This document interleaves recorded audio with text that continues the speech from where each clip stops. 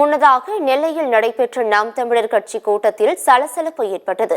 கூட்டத்தில் இருந்து வெளிநடப்பு செய்த நிர்வாகிகள் நாம் தமிழர் கட்சியில் கருத்து சொல்ல அனுமதி மறுக்கப்படுவதாக குற்றம் சாட்டினர். கட்சி நிர்வாகிகளை சீமான் ஒருமையில் பேசியதாகவும் அவர்கள் புகார் தெரிவித்தனர்.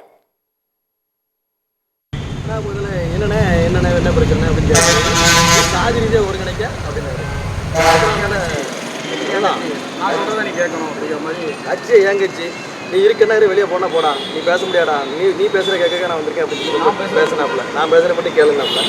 அப்போ நம்ம இல்லைன்னா அதை பற்றி தான் உங்கள்கிட்ட பேசணும்னு அப்படின்னு சொல்லி சொல்லும்போது ரொம்ப ஆசை பேசிட்டேன். அது இருக்கனாருல வெளியே போனால் போடா அப்படின்னு. நாம இதுக்கு மேலே இப்படி தன்மானம் இல்லாமல் எப்படி இருக்க முடியும்? நான் 8 வருஷமா இந்த கட்சியில் வேலை பார்த்துருக்கேன். என் பிழப்பு எல்லாத்தையும் விட்டு தான் நம்ம நிற்கும். இந்த தேர்தலில் கூட சீஃப் ஏஜெண்டாக நான் தான் இருந்திருக்கேன். சத்தியம் உங்களுக்கு ஆமாம், வேட்பாளர் சத்தியாவுக்கு நம்ம தான் சீஃப் ஏஜென்ட். ஒவ்வொரு தொகுதியிலையும் நிறைய பிரச்சனை இருக்குது அவங்கள வச்சு. அப்போ எல்லா பிரச்சனையும் நான் மெனக்கிட்டு போய் உட்காந்து பார்த்து பேசி தயவு செஞ்சு ஒரு தேர்தலில் வேலை பார்க்க சொல்லி நாங்கள் நிறைய ராதாபுரம் அம்பாசந்தர் எல்லா தொகுதியிலையுமே போய் நின்று நம்ம வேலை பார்க்க சொல்லி வேலை பார்த்து இன்றைக்கி ஓரளவுக்கு ஒரு 80,000 ஓட்டு வாங்கியிருக்கோம். ஏற்கனவே வாங்கின ஓட்டை விட இது கம்மி தான்.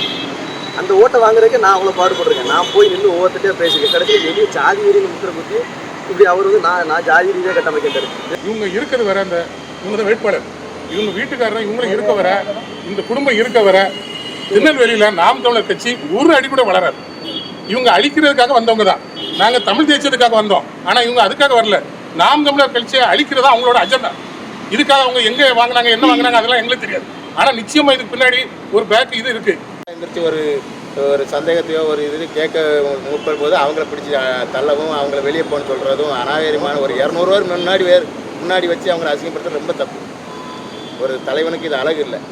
அது மட்டும் இல்லாமல் தலைவராக இதை செய்து முடித்தாலும் கூட நாங்கள் அட்ஜஸ்ட் பண்ணிவிடுவோம். எங்களை போல பொறுப்பாளர்கள் முந்திக்கிட்டு அடிக்கிறது, சாட்டை துறைமுகம் பண்ணலாம் பெரிய தவறு.